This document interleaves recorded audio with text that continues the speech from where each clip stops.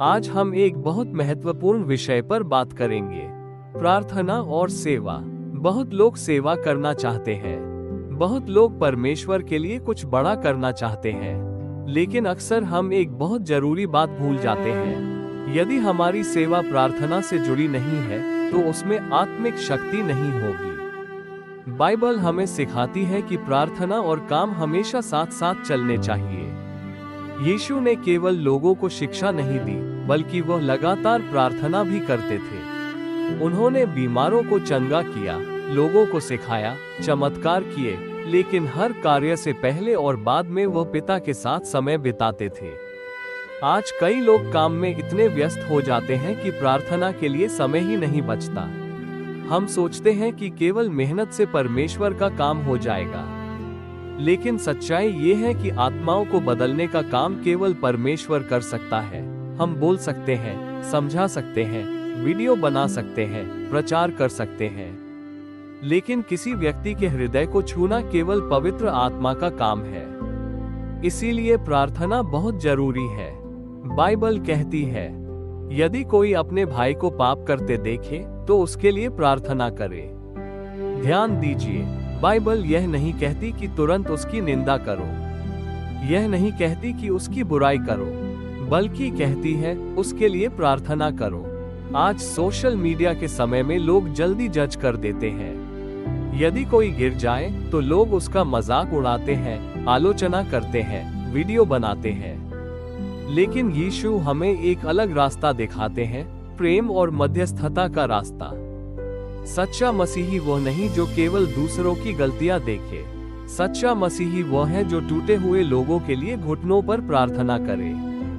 जब हम किसी भाई या बहन को आत्मिक रूप से कमजोर देखते हैं, तो हमें उसके लिए परमेश्वर से दया मांगनी चाहिए, क्योंकि हम सबको परमेश्वर की कृपा की आवश्यकता है। कभी कभी लोग बाहर से मुस्कुराते हैं, लेकिन अंदर से टूटे होते हैं। कई लोग पाप की जंजीरों में बंधे होते हैं, कुछ लोग निराशा में जी रहे हैं, कुछ लोग विश्वास खो रहे हैं। ऐसे समय में केवल सलाह काफी नहीं होती, प्रार्थना की शक्ति चाहिए। प्रार्थना स्वर्ग के दरवाजे खोलती है, प्रार्थना हृदय बदलती है। जब हम किसी के लिए सच्चे मन से प्रार्थना करते हैं, तब परमेश्वर कार्य करना शुरू करता है।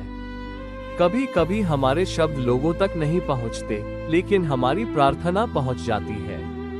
कितनी बार ऐसा होता है कि हम किसी को समझाने की कोशिश करते हैं, लेकिन वह नहीं बदलता। फिर हम उसके लिए लगातार प्रार्थना करते हैं, और धीरे धीरे परमेश्वर उसके जीवन में कार्य करने लगता है। यही कारण है कि हर सेवक को प्रार्थना करने वाला व्यक्ति होना चाहिए।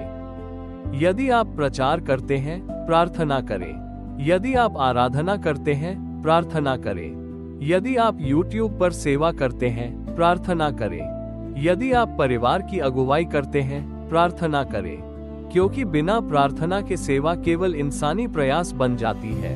लेकिन जब सेवा प्रार्थना से जुड़ती है, तब परमेश्वर की सामर्थ्य उसमें आती है। बाइबल हमें व्यक्तिगत प्रार्थना भी सिखाती है।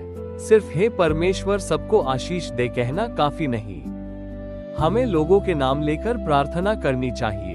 अपने मित्रों के लिए प्रार्थना करें, अपने परिवार के लिए प्रार्थना करें, उन लोगों के लिए प्रार्थना करें जो परमेश्वर से दूर है। जब आप किसी विशेष व्यक्ति के लिए लगातार प्रार्थना करते हैं, तब आपका विश्वास भी मजबूत होता है। आप परमेश्वर के उत्तर देखने लगते हैं। कभी कभी उत्तर तुरंत नहीं आता, लेकिन इसका मतलब यह नहीं कि परमेश्वर काम नहीं कर रहा। प्रार्थना धैर्य मांगती है, विश्वास मांगती है, लगातार बने रहने की आवश्यकता होती है। बहुत लोग जल्दी हार मान लेते हैं, 2 दिन प्रार्थना करते हैं, फिर छोड़ देते हैं, लेकिन बाइबल हमें लगातार प्रार्थना करना सिखाती है। हो सकता है आज आप किसी प्रियजन के लिए प्रार्थना कर रहे हो। शायद आपका बेटा, बेटी, पति, पत्नी या मित्र परमेश्वर से दूर हो। हार मत मानिए, परमेश्वर अभी भी लोगों को बदलता है। वो अभी भी टूटे हुए जीवनों को नया करता है, वो अभी भी खोए हुओं को वापस लाता है। आपकी प्रार्थना व्यर्थ नहीं है, और केवल प्रार्थना ही नहीं, हमें कार्य भी करना है। यदि कोई दुखी है, तो उसे प्रेम दिखाइए।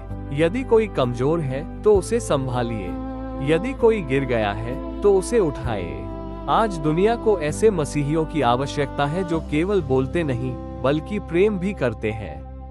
ऐसे लोग जो केवल बहस नहीं करते बल्कि दूसरों के लिए रोते और प्रार्थना करते हैं। जब प्रार्थना और प्रेम मिलते हैं तब आत्माएं बदलती हैं। प्रिय भाइयों और बहनों, आज परमेश्वर हमें बुला रहा है कि हम केवल दर्शक न बने। वह चाहता है कि हम प्रार्थना करने वाले लोग बने। ऐसे लोग जो दूसरों के लिए खड़े हों। ऐसे लोग जो टूटे हुओं को वापस यीशु के पास लाएं। शायद आपकी एक प्रार्थना किसी का जीवन बदल सकती है।